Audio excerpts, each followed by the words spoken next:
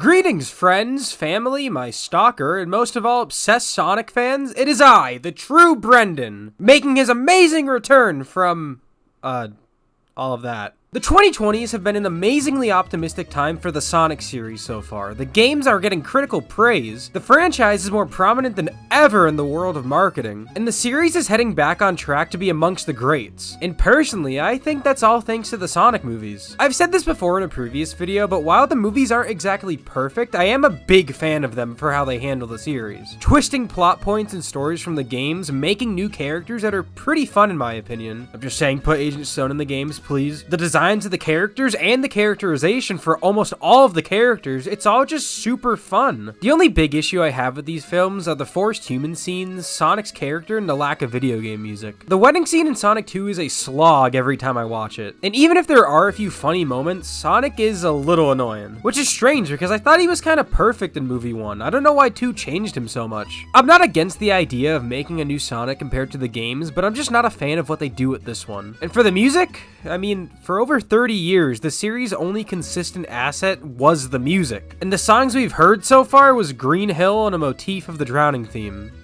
Like, really? That's where Sonic the Hedgehog 3 comes into play, the first Sonic movie to adapt a Sonic game that isn't just told in little scenes, and instead adapts Sonic Adventure 2, one of the most iconic Sonic stories in the whole series. That's a big task for them. How are they going to handle the plot points and characters? How are they going to introduce the characters? And most importantly, how is the story of Shadow and Maria handled? Oh yeah, and also, will Sonic's character be fixed? Will the music from the games be there? And will I have another 20 minutes worth of characters I don't care about? As the months went on, I did realize that it's not a full adaptation of Sonic Adventure 2. No Rouge or Amy, Sonic and friends seem to be working with Gun, Gerald is alive. So how is this movie gonna turn out? Good, great, or a train wreck? I mean, Paramount seems to think the movie is very good. The marketing has been insane. They even made a little tie-in Genesis game to put out a Sonic 3 trailer.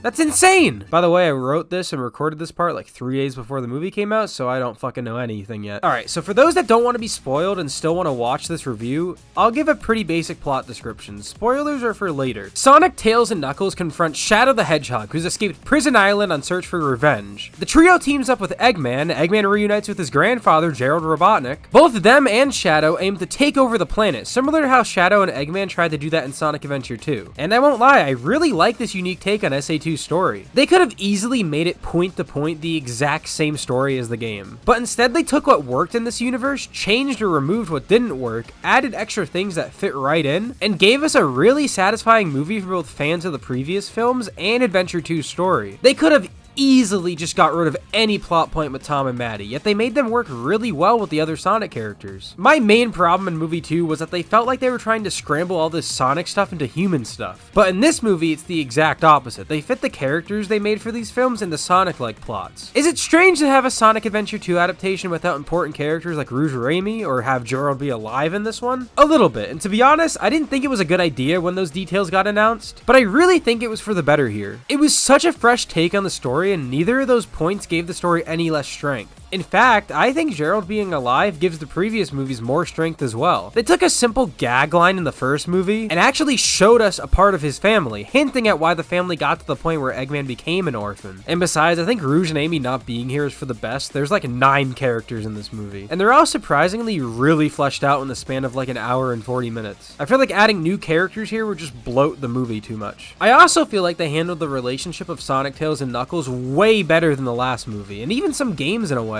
Movie 2 was a bit all over the place. The characters had their time to shine, but I feel like it switched to another character as soon as we were getting to that point. Movie 3 doesn't really have any of that. Sonic and friends have really good moments. Shadow steals the show and is so good in this film, and both Eggman and Stone carry the movie in so many ways. And Tom and Maddie, while not being in the film a whole lot, become a lot better characters to actually care about in my opinion. Also, thank God they fixed Tails here. I did not want another film where he just goes, OMG Sonic, I stalk you, ha ha ha, only Sonic the Hedgehog and blah blah blah. Tails was actually a lot more of a character in this movie. I do feel like there was a lot of missed opportunities from SA2 that would fit right in the movie. It doesn't take anything away from the movie, but I feel like it would make the movie a lot better if they did add them. I'll talk about that stuff when I'm in the spoiler part of the review, but it's more so just my dumb Sonic brain talking here. SA2 is one of my favorite stories, and while I'm happy they did more than enough here, I don't know, the more the merrier. The pacing here is actually great, and I was so surprised by this. I was very nervous after hearing the movie would be shorter than movie 2. And after watching the horrible pacing from like the Mario movie, I was very worried. But after watching this film, I kind of realized movie 2 was only that long because of all the filler. There were many scenes that dragged on for way too long, and it just felt like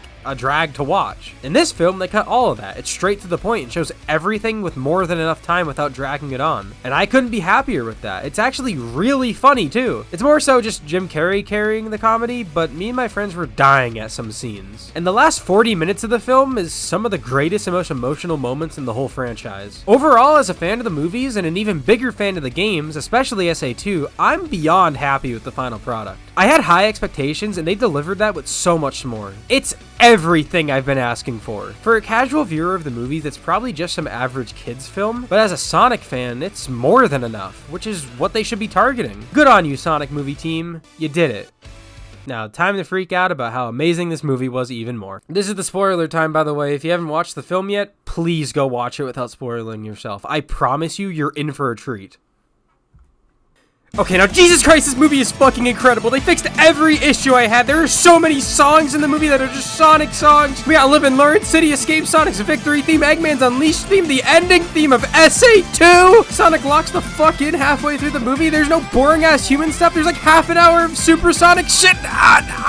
Okay, should probably put more focus here. First things first, Shadow's backstory. How did they handle it? That was one of my biggest concerns with this film. And it's not 100% like the games. Instead of being created as a cure to save Maria from an illness, he was found on Earth from a meteor and used in a research lab owned by Gerald. He became friends with Maria from that, and instead of losing her by getting shot, he loses her by a soldier missing his shot and shooting a tank instead. So Paramount kind of just pussied out and she died by an explosion instead of an actual gunshot. Kidding, of course. It's different, but it's not any less tragic than it is in the game. And I personally think it hits a little harder here because we actually get to see the relationship these two had. We get to see the bond they had, the story they had, and their ending. The writers and directors really understood Shadow's character. Honestly, I was very, very worried that they were going to keep Maria alive and have her reunite with Shadow or something. I don't know, it's a kid's movie. It's in the same genre as the Smurfs and Alvin and the Chipmunks, so cut me some slack for thinking that. But I'm so happy with how this turned out. It was really emotional seeing him so happy and then losing the one person that made him feel like he belonged on Earth. And the meteor that he was shot to Earth with was 100% a hint at the Black Arms being in the movie universe. The way they handled Gerald Robotnik was also very good. Obviously, this has to be the biggest difference from SA2 to the movie. He's alive and teams up with Eggman to conquer the planet, being as silly as Eggman is. But the twist here was so good. He was being silly only to trick Eggman into helping him. He doesn't give a shit about Robotnik or any of his family after Maria's death, and he only cares about destroying the planet after what Gunn did to her. He doesn't even care that he's gonna die in the process of his plan. He literally doesn't care about anything other than revenge against Maria. His death is also the funniest part of the movie. He gets a crow shoved up his ass and just blips out of existence.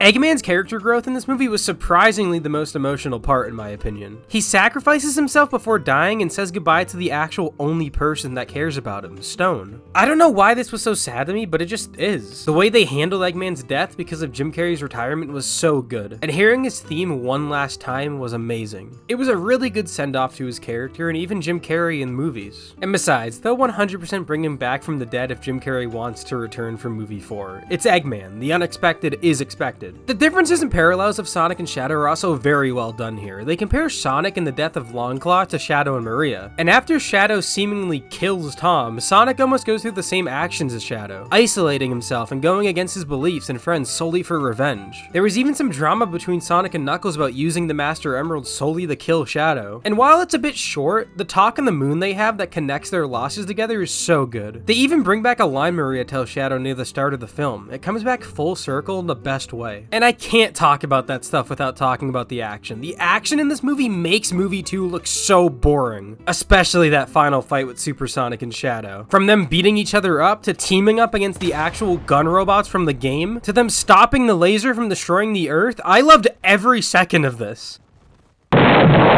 I'm so happy to experience that in theaters. They even have Live and Learn, and it's amazing. I do, however, think the explanation of the arc was a little weird. Instead of just the full arc, it's only the Eclipse Cannon. And instead of Gerald building it as a research lab, he made it for Gunn so he could get out of prison. Even though, for starters, why would Gunn need this? And two, I thought Gun was made because of Sonic existing on Earth. There was like a whole sub-story about it in movie 2. I mean, I don't really care. I thought the idea of Gun being made because of Sonic was very dumb, but whatever. Sure, it's a little strange. They did the best they could with that, so I guess it's more of a nitpick than an actual complaint. Going back to my point about them not adding some things that could have easily been added, the scene with Stone and Shadow being submerged in a sewer could have been a really good callback to Shadow saving Rouge from Prison Island in SA2. Him at first leaving Stone behind, only to save him and reflect on that action. But there's nothing that comes from that. They're both just okay, I guess. Minor nitpicks aside, this movie is insanely good. My only issues are just little nitpicks that I can easily gloss over. This is easily one of my favorite things to come out of this franchise. It's a gold standard for video game movies, and I couldn't be happier with that. They nailed this for a Sonic Adventure 2 adaptation. It got the justice it deserves. Kinda makes me wonder though, what the fuck are they gonna do with movie 4? The day before movie 3 came out, movie 4 already got confirmed, and by the post-credits, it's gonna have Metal Sonic, Amy, and maybe Shadow. And with the way 3 ended, I won't lie, I don't see the need for another film. Don't get me wrong, I'm happy we're getting one, but 3 just feels like such a great ending for the movie universe. Eggman dies saving the world, Sonic seems to have a big character growth, a lot of the plot points were resolved, I don't know, it just felt like a really good ending. I genuinely don't know what Sonic 4 would be about. Sonic CD? I doubt it, you'd have to go off Earth for that. Sonic Heroes? Possibly? Who's the villain gonna be? Stone? Metal Sonic? How can you make a Sonic movie without Eggman? I'm not sure. Again, though, I'm not upset with them making more. If anything, this just gives me more confidence in the next movie. But, I don't know. I guess we'll see in, like, 3 years. Holy shit. Well, that's it for my thoughts on Sonic the Hedgehog 3. What did you guys think? Did you love it? Hate it? Let me know in the comments. Also, sorry I was gone for so long. Life got in the way, but 2025 is gonna be my year. Wait. Where the fuck are the soap shoes?